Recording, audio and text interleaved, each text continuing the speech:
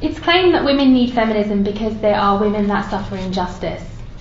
But this ignores that nearly all human beings suffer injustice at some point in their lives at the hands of either men or women, and justice for only one group of society to the exclusion of another is like a bird without one wing. It just doesn't fly.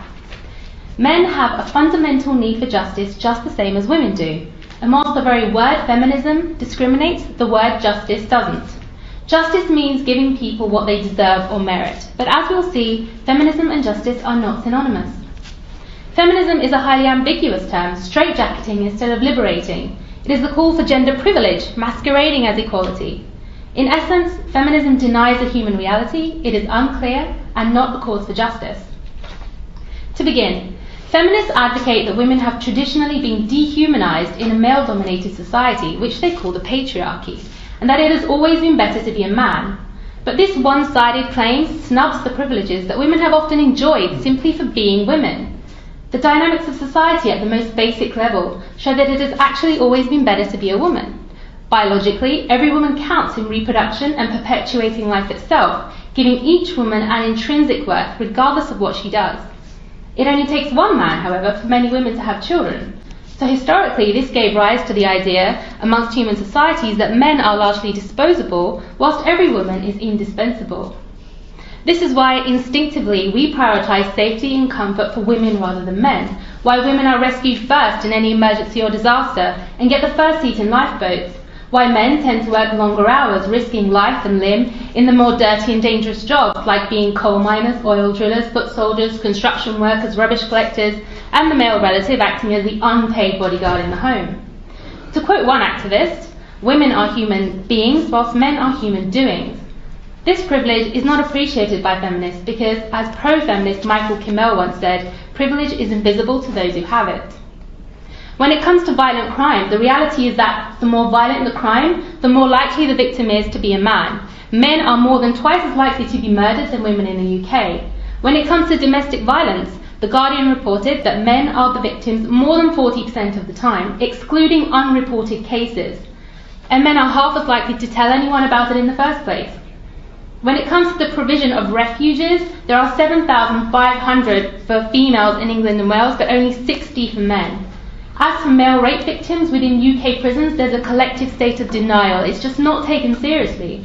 Men are held to a higher standard of self-defence, and so they often suffer in silence, reluctant to be re-victimised by an unsympathetic legal system or disbelieving treatment from professionals. Yet feminists generally remain egregiously quiet about male suffering as a result of social roles. Whilst feminists seek liberation from the shackles of the traditional female role, the man is still expected to continue his traditional disposable role. This one-sided narrative of feminism is not the way forward. For feminists, equality is merely a facade to favour women, often at the expense of others. Like when former Equality Minister Harriet Harman, a feminist, publicly requested employers to discriminate against white men and hire women instead if both candidates were equally qualified. Or when former Equality Minister Patricia Hewitt, also a feminist, was found guilty of breaching the Sex Discrimination Act by overlooking a strong male applicant for a job in favour of a weaker female applicant. So feminists claim to seek equality and call for a 40% minimum female quota on management boards, but conspicuously do not call for a 40% minimum quota for soldiers, prison guards, lumberjacks, miners, bodyguards or construction workers. Why is that? Why not campaign for an end to the women and children first policy on lifeboats and have it first come, first serve? Why not have women and men compete side by side in the Olympics as equals? Of course, the reason feminists won't advocate this is because it's not really about equality, but the means to achieve gender privilege. Another shocking example is the feminist campaign for closing women's prisons. The Fawcett Society, the UK's leading feminist campaign for closing the inequality gap between women and men, campaigned that female prisons did not suit women's needs. So, as recommended in a report by Baroness Corsten, they should be closed and replaced with what is in effect women's social clubs, where female offenders get to spend time with each other, organising their own shopping, budgets and cooking, and then go home to their children at the end of each day. The Corsten report also stated that women and men are different. Equal treatment of women and men does not result in equal outcomes, going on to claim that women are governed by hormones in a monthly cycle, which affects their moods and emotions. These biological factors have a direct bearing on the way in which women experience stressful events during their lives. If a man were to say that about treating women differently in the workplace, he'd be called a misogynist. Strangely though, feminists are completely happy for women to say that women are governed by hormones and cite biological factors when it comes to obtaining privileges. So for feminists, male criminals are to be punished to the full extent of the law, whilst female criminals should get comfort and help. Why is male suffering an injustice less important than female suffering an injustice? Surely justice doesn't discriminate, but as we can see, feminism does. Feminists are not asking for equal treatment, but special treatment, gender privilege. Women do not need gender privilege, and therefore they do not need feminism. In reality, they, along with men, need justice, a comprehensive justice for all. Secondly, women need clear solutions. But feminism is unclear and evasive. Feminism comes in many different factions: conservative, liberal, socialist, postmodern, ecofeminism, and so on. With no shared value system or moral guidance, feminists don't agree on anything but the name, and will happily contradict themselves if need be. For example, feminists have no clear position on the sexual objectification of women. Some feminists advocate androgenizing the female appearance, and others campaign for safer cosmetic surgery without challenging why women actually feel the need to have it in the first place. Because feminism cannot deal with complexities, it promotes the idea of individualism instead. The idea that women should be empowered through redefining their own expectations. And feminists are always on hand to dictate that women should make men the benchmark of these expectations. Instead of freeing women from male expectations, feminists expect free women to be male. Finally, I argue that feminism denies human reality. It straitjackets women and doesn't understand or accommodate the natural proclivities of the genders. Virtually all species, from bees to primates, have different gender roles, with different biological abilities across the sexes. Yet feminists insist that any gender difference between humans is invented, and there is nothing biological about men or women that should inform their social roles.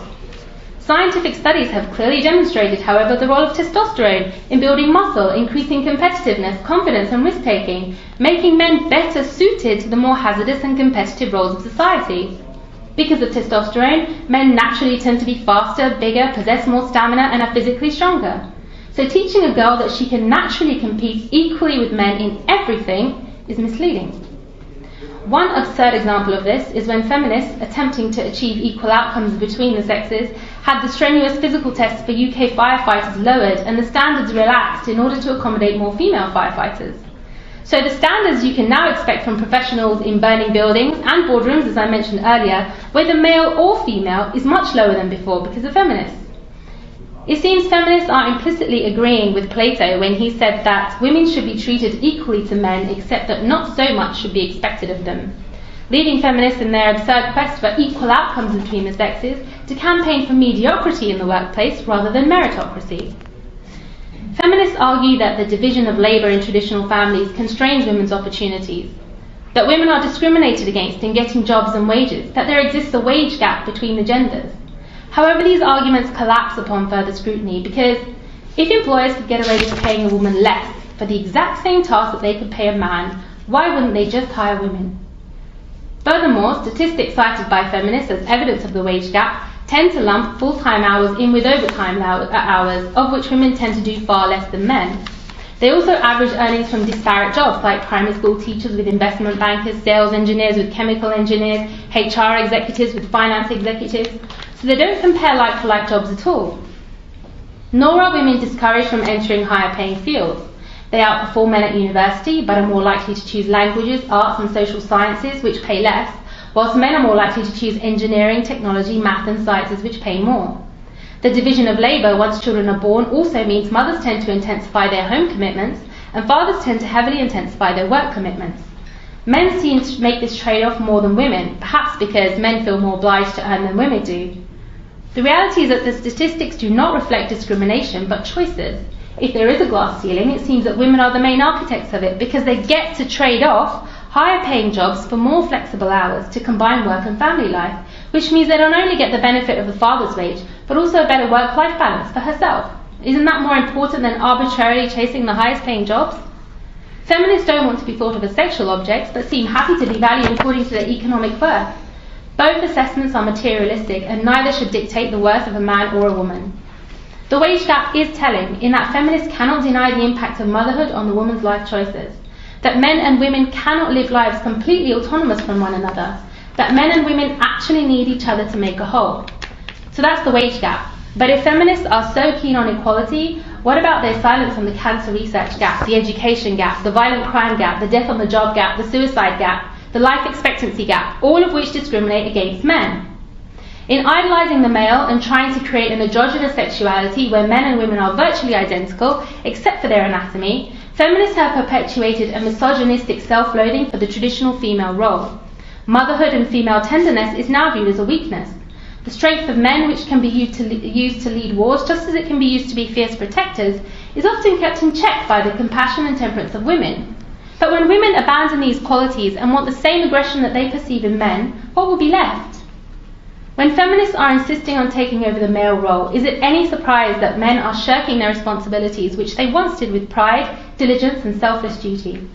If feminists want to have it all, they will most likely end up having to do it all, often at the expense of their own well-being, and most importantly, at the expense of our children. In Islam, men and women and their actions are equal in the eyes of God. God says in the Quran, "Never will I allow to be lost the work of any worker among you, whether male or female.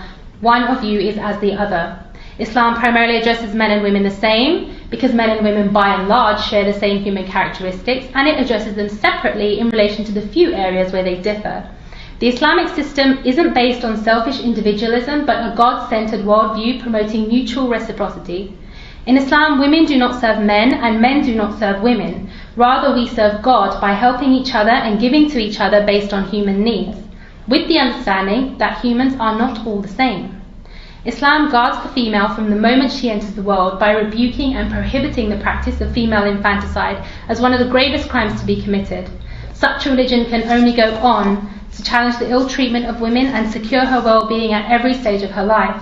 Through property rights, marriage contracts, political participation, inheritance laws and dress code, it advocates complementarity with men rather than competition. Marriage is the bedrock of family life in Islam and the fundamental unit of Islamic society, giving us rights and duties over one another. As a wife, she has the right to be provided for, including her own living space, and is guaranteed financial safeguards should her marriage not work out. Yet Islam does not straitjacket women. It allows women to enter the workplace, but not out of the necessity of the struggle to support herself, but out of choice, to be pursued at her leisure. In Islam, nobody has a right over her earnings. However, Islam mandates that a man's earnings must be used to provide for the women of the household, irrespective of whether they work or not. Furthermore, as a mother, the woman is given preference for respect over the children, from the children over the father. Such is the esteemed role that she plays at the heart of the soul and the family, and by extension society. So Islam provides a clear, natural and just solution to ensuring justice for all humans, and has no need for feminism's vain attempts to reinvent the wheel that Islam set in motion over 1400 years ago. In Islam, power is not a virtue, it is a burden and a responsibility. Instead of seeking to empower ourselves, we should seek to empower justice. In Islam, women are liberated from the servitude of men and liberated from the expectations of other women. It is virtue which all human beings, regardless of gender, career or social role, can equally strive for. In the end, true self-worth and contentment doesn't come through submission to any aspect of creation, material, men, women, none of it. It only comes from submission to the Creator himself and all that he commands. Thank you.